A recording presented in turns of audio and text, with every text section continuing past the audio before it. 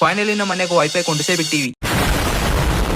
ನಮಸ್ಕಾರ ವಿಪಿ ಮಂದಿ, ಇವತ್ತ ನಮ್ಮ ಮನ್ಯಾಗ ವೈಫೈ ಕೊಂಡಿಸಾಕ ಬರತ್ತಿದ್ರ ಅದಕ್ಕಲ್ಲಿ ಫುಲ್ ರೆಡಿ ಆಗಿ ಸ್ವಾಗತ ಮಾಡಾಕ ನಿಂತಿದ್ದೇವೆ. ಅಣ್ಣಗ ಹಾರ ಹಾಕ್ಬೇಕಂತ ನಾ ಮಾಡಿದ್ರೆ ಅಣ್ಣ ಹೋಗಿ ಸೀದಾ ಕಂಬಕ್ಕೆ ಏರಿ ನಿಂತಿದಾಗ ಅದು ಆಗ ಇವ್ರಿಬ್ರು ಏನ್ ಮಾಡತಾರಂತ ನನಗ ಗೊತ್ತಾಗ್ತಿಲ್ಲ. ಅದ್ರ ಸಂಬಂಧ ಹುಚ್ಚ ಮಂಗ್ಯಾಗಪ್ಲಿ ಸುಮ್ನೆ ತೇಳಿ ಅಳಗಡಿಸ್ಕೊತ ನಿಂತಿದ್ಯಾಗರಿ. ಈ ಕಣ್ಣಲ್ಲಿ ಇನ್ನೀ ಏನೇನ್ ನೋಡ್ಬೇಕು. ಅದು ಆಗ ನಮ್ ಜೀವನ ಯಾವಾಗ ಜಾಯಿಂಟ್ ಆಗ್ತದ ಅಂತ ನಾವ್ ಚಿಂತೆ ಮಾಡ್ಕೊತ ಕೂತೀವಿ. ಅಣ್ಣ ಪದ್ಧಸರಿಯಾಗಿ ಕೇಬಲ್ ಜಾಯಿಂಟ್ ಮಾಡತ್ತಿದ್ದಾಗರಿ. ಆಮೇಲೆ ಅದು ಆಗ ನಮ್ಮ ಅಣ್ಣ ಬಂದ್ ನನ್ ಮುಂದೆ ಏನ್ ಮಾಡತ್ತಿದ್ದಾಗರಿ.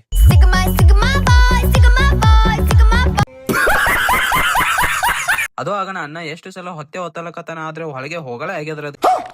ಅಂದ್ರೆ ಕೇಬಲ್ ಹೊತ್ತೆ ಹೊತ್ತಕತ್ತಾನ್ರಿ. ಹಂಗೂ ಹಿಂಗೂ ಬಡ್ದಾಡಿ ಜಾಯಿಂಟ್ ಮಾಡೇ ಬಿಟ್ಟಾರೆ. 10 minutes later. ಫೈನಲಿ ನಮ್ ಸೆಟಪ್ ಬಾಕ್ಸ್ ಗೆ ಅನ್ಬಾಕ್ಸಿಂಗ್ ಮಾಡೇ ಬಿಟ್ಟಾರ ನೋಡ್ರಿ. ಹೆಂಗ್ ಕಾಣಿಸತ್ತದ ನೋಡ್ರಿ. ಅದನ್ನು ನಮ್ಮಂಗ ಪಾಪಿ ಪರದೇಶಗಪ್ಲೆ ಕಾಣಿಸತ್ತದ್ರಿ.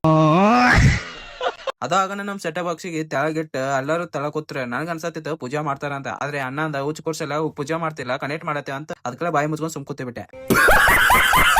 ನಮ್ಮ ಅಣ್ಣ ಮತ್ತೆ ನಮ್ ತಮ್ಮ ಕಚಾಡತ್ತಿದ್ರೆ ಅವ್ ಮನಿಗ್ ಹೋಗಲ್ಲ ಅಂತ ಅವ್ನ್ ಚಿಂತಿದ್ರೆ ಇವ್ ಮನಿಗ್ ಹೋಗಂತ ಇವ್ನ್ ಚಿಂತಿತ್ತು. ಅದಕ್ಕಲ್ಲೇ ನಮ್ಮ ಅಣ್ಣ ತಗೊಂಡ್ ರಪ್ಪ ಅಂತ ಗಾಡಿ ಮೇಲೆ ಕೊಟ್ಟು ಕಳಿಸ್ದ. ಅದಾಗ ನಾ ರಂಗನಾಗ ಚಾ ಕುಡಿ ಮಾತು ಕರೆದೆ. ಆದ್ರೆ ರಂಗನ ವಲ್ಲ ಅಂತ ಸರ್ಸರ್ ಅಂತ ಕೊಡದೆ ಬಿಟ್ಟೆ. ಅಣ್ಣ ನೀನು ಸಾಮಾನ್ಯದೋನಲ್ಲಣ್ಣ. ಸೊ ಗಾಯ್ಸ್ ಫೈನಲಿ ನಮ್ ಸಂಘ ವಾಟ್ಸ್ ಮಾಡ್ತೀವಿ ಆಗಿ ಬಿಟ್ಲೆ ಹೆಂಗ ಅನ್ಸತ್ತ ಕೇಳೋಬರ್ರಿ.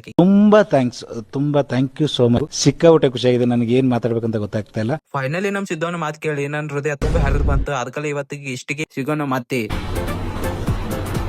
ಅಷ್ಟೇ.